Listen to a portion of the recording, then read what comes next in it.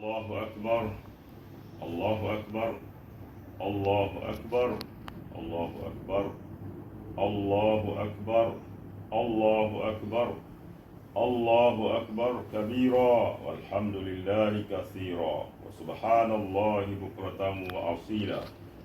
La ilaha illallah wa la ilaha illallah wallahu akbar. Allahu akbar walillahil hamd. Alhamdulillahi hadana subulas salam wa afhamana bi syari'atin nabiyil karim. Allahumma salli wa sallim wa barik ala sayyidina Muhammad wa ala ali sayyidina Muhammad, amma ba'd. Faya ayyuhal ikhwan, usikum wa nafsi bittaqwallahi wa ta'atihi la'allakum tuflihun. Qala Allah ta'ala, ya ayyuhalladzina amanu ittaqullaha haqqa tuqatih wa la tamutunna illa wa antum muslimun. Sadaqallahul azim. Keluargaku yang dirahmati Allah, walaupun saat ini kita masih dalam suasana pandemik, namun alhamdulillah pagi ini kita masih diberi kesempatan untuk merasakan kebahagiaan. Meskipun saat ini kita dalam waktu yang susah, sulit, tapi alhamdulillah pagi ini kita masih diberi kekuatan untuk merayakan hari kemenangan yang penuh kebahagiaan. Semoga kita dianugerahi umur yang panjang sehingga dapat kembali menikmati kelazatan ibadah pada Ramadan yang akan datang. Keluargaku yang dirahmati Allah, banyak sekali hikmah, pelajaran dan makna yang dapat kita ambil daripada COVID-19. Di antaranya, kita diingatkan untuk selalu bersabar dan bersyukur dalam pelbagai situasi dan keadaan. Sabar dan syukur adalah dua senjata bagi seorang mukmin dalam mengharungi kehidupan di dunia. Jika kita tidak menghiasi diri dengan sifat sabar dan syukur dalam suasana seperti ini, maka kita tidak akan mendapat apa-apa kecuali kerisauan, kepenatan, kesusahan dan kesedihan. Sebaliknya, jika kita tanamkan sabar dan syukur dalam hati, maka kita akan mendapat redha Allah dan pahala yang besar di kehidupan akhirat. Penularan virus ini juga mengingatkan kita bahawa kita adalah makhluk yang lemah. Hanya dengan makhluk yang kecil itu, ramai orang menjadi tidak berdaya, banyak orang jatuh sakit, bahkan banyak orang meninggal dunia. Perkara ini seakan mengikis kesemua kesombongan pada diri manusia. Manusia itu makhluk yang lemah, yang memiliki banyak keterbatasan. Tidak selayaknya ia menyombongkan dan membanggakan dirinya. Tersebarnya virus ini juga mengingatkan kita akan kematian. Manusia pasti akan mati. Manusia tidak selamanya hidup di dunia ini. Semuanya pasti akan berakhir dengan kematian. Tidak seorang pun dapat mempercepatkan kematian atau melewatkannya walau sesaat pun. Kematian adalah pintu yang akan dimasuki oleh setiap insan. Ajal tidak akan meminta izin kepada orang yang muda yang sihat. Maut juga tidak akan mengasihani kepada orang tua yang sakit. Maut akan menjemput seseorang secara tiba-tiba tanpa diberitahu terlebih dahulu. Dan virus ini juga adalah satu di antara sebab kematian manusia. Menjalarnya virus ini juga mengingatkan kita akan erti pentingnya dari ilmu agama. Tanpa ilmu agama, kita tidak akan mampu menggali hikmah dari sesuatu kejadian. Tanpa ilmu agama, kita tidak akan dapat bersabar dan bersyukur seperti yang sepatutnya. Tanpa ilmu agama, kita tidak akan mampu menghadapi musibah sesuai tuntutan syariat Islam. Keluargaku yang dirahmati Allah, kita bersyukur kepada Allah kerana telah dianugerahkan kekuatan untuk menunaikan ibadah puasa dan berbagai ibadah lainnya selama bulan Ramadan. Setiap kali selesai menunaikan sesuatu ibadah, seorang mukmin yang baik akan cemas. Dia sangat berharap ibadahnya diterima oleh Allah, dan dia sangat takut jangan-jangan ibadah yang telah dilakukan tidak diterima olehnya. Harapan itu akan memotivasinya untuk terus melakukan ibadah sehingga dia dapat menghimpun bekal sebanyak-banyaknya untuk kehidupan akhirat.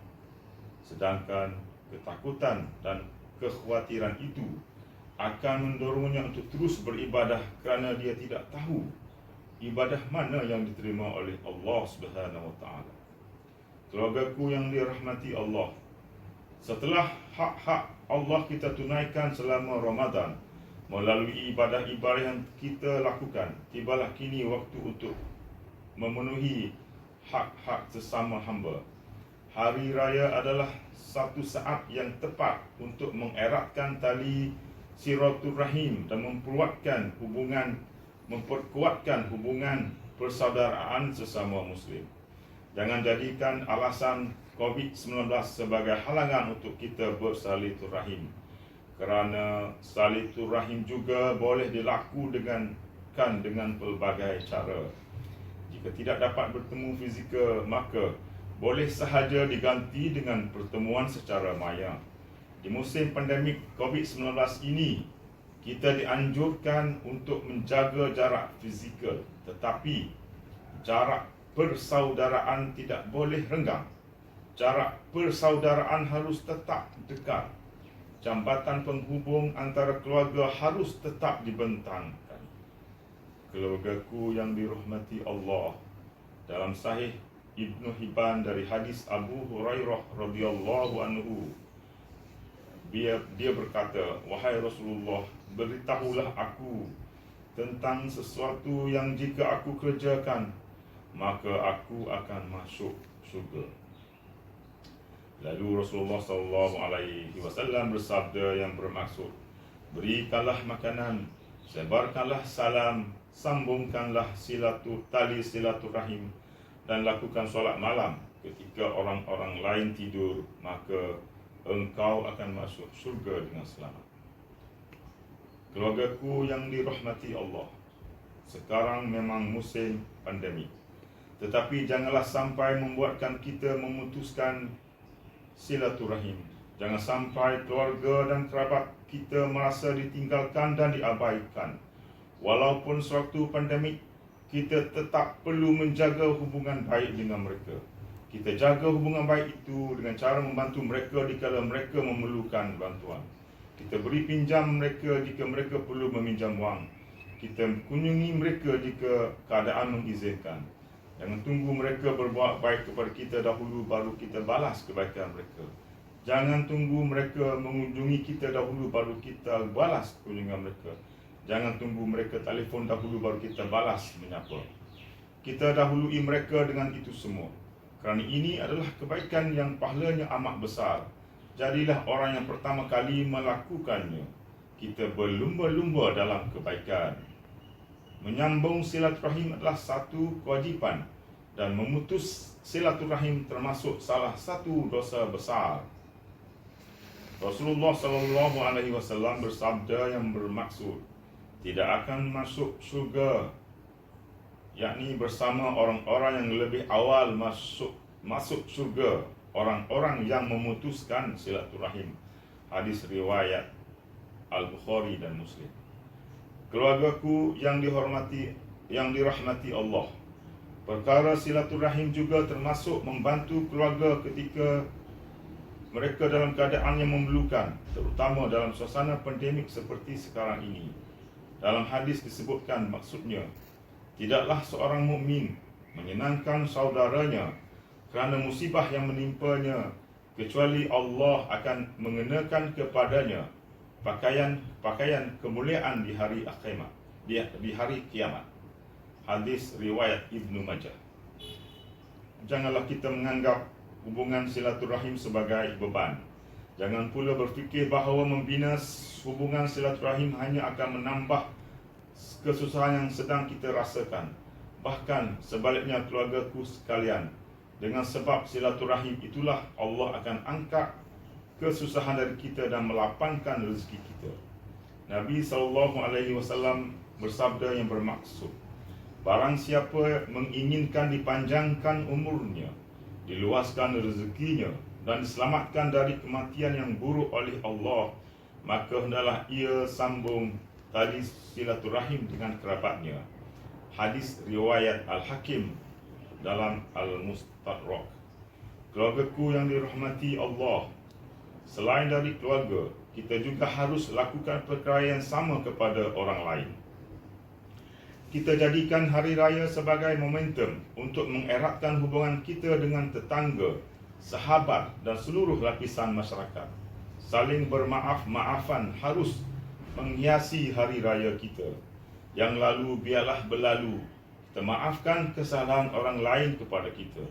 Kita adalah saudara-saudara sesama Islam. Kita adalah bersaudara sesama bangsa. Di akhirat kelak, janganlah kita termasuk orang yang membawa pahala solat, puasa dan berbagai ibadah lain, tetapi dalam masa yang sama kita juga membawa dosa yang berkaitan dengan hubungan sesama manusia, iaitu mereka yang membuat zalim kepada orang lain dan belum sempat meminta maaf sampai ajal tiba. Mereka lah orang-orang yang serugi-ruginya di akhirat kelak. Pahala mereka akan diambil dan diberikan kepada orang-orang yang mereka zalimi. Jika tidak cukup, maka dosa orang-orang yang mereka zalimi akan diambil dan ditempatkan kepada mereka. Lalu mereka dilemparkan ke api neraka. Na'udzubillahi min zalik. Demikianlah khutbah yang singkat ini. Mudah-mudahan bermanfaat bagi kita semua. A'udzubillahi minasyaitonir rajim. Bismillahirrahmanirrahim. Inna a'tainakal kautsar fasalli lirabbika wanhar inna syani'aka huwal abtar. Barakallahu li wa lakum fil Qur'anil azim wa nafa'ani wa iyyakum bima fihi minal ayati waz zikril hakim. Wa taqabbal minni wa minkum tilawatahu innahu huwas samiul alim. Fastaghfiru innahu huwal ghafurur rahim.